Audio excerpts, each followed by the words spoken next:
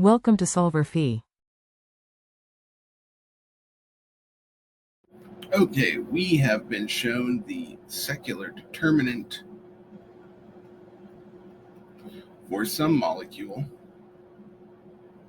that contains 4 atoms. How do we know it contains 4 atoms? Because there are 4 columns and 4 rows in our secular determinant.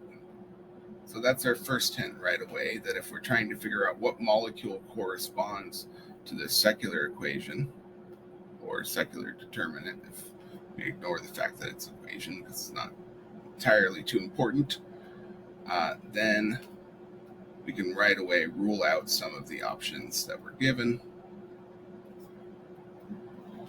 For example, it can't be E because that contains 6 atoms, right? But I believe A, B, C, and D all contain 4 atoms, right? Okay, so what other information is contained in the secular determinant? Well, recall that the rules for what belongs in a given entry in the matrix, right, is that we always get alpha minus E down the diagonals, and that corresponds to the electrons that are localized on each individual atom. So you can think of it as atom 1's interaction with itself is alpha minus E. Atom 2's interaction with itself is alpha minus E, and so forth for 3 and 4.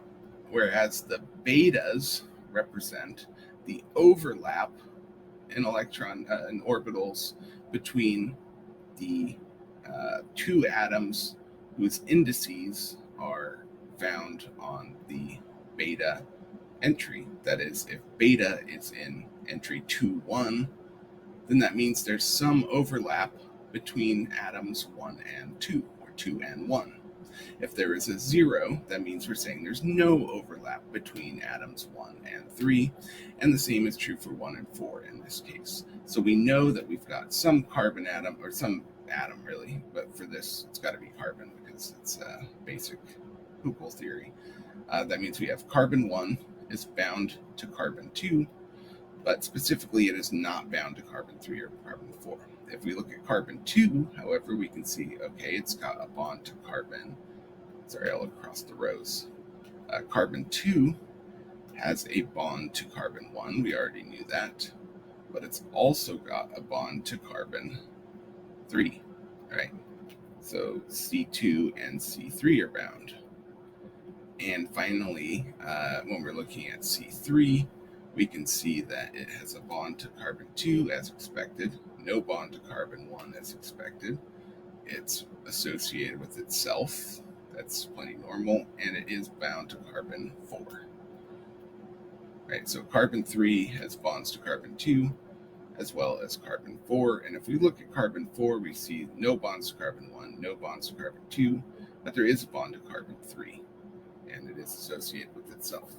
Well, that tells me that our molecule is linear. Otherwise, C4 and C1 would have, we'd have a beta in here, and 1, 4, and 4, 1. But since we don't, we know that they're not connected, right? So now we can rule out C, and what we're looking at is A, B, and D.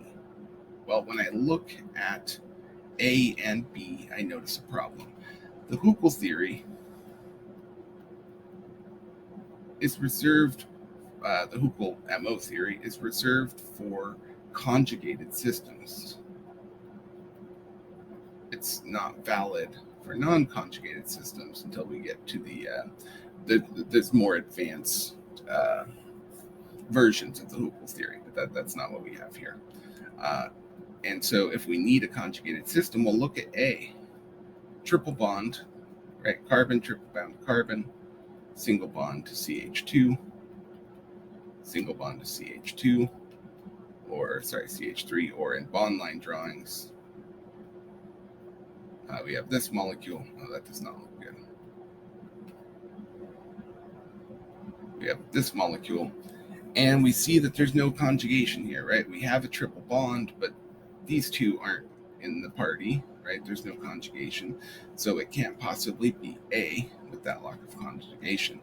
B is just a straight up 4-carbon chain with no double bonds whatsoever, so it can't include any conjugation, which leaves D as our only remaining option. Well, is it reasonable? Double bond, single bond, double bond. Yeah, that's 4 carbons. 1 talks to 2, 2 talks to 3 and 1, 3 talks to 2 and 4 talks to 3.